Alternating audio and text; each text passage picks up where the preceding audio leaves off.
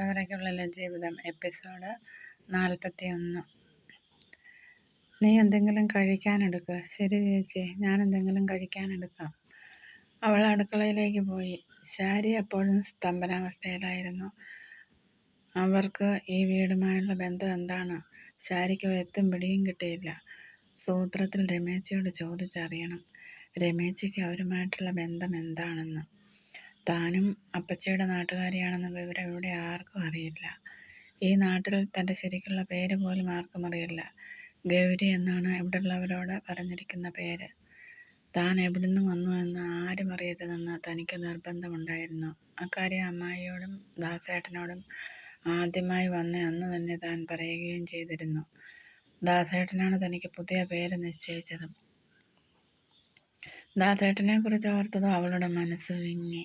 പാവം ദാസേട്ടൻ. സന്തോഷത്തോടെ ചിരിക്കുന്ന മുഖവുമായി ഇവിടെ നിറഞ്ഞ അദ്ദേഹം എങ്ങനെയാണ് മടങ്ങി വന്നത്? ആ ഓർമ്മയിൽ അവൾ തേങ്ങിപ്പോയി.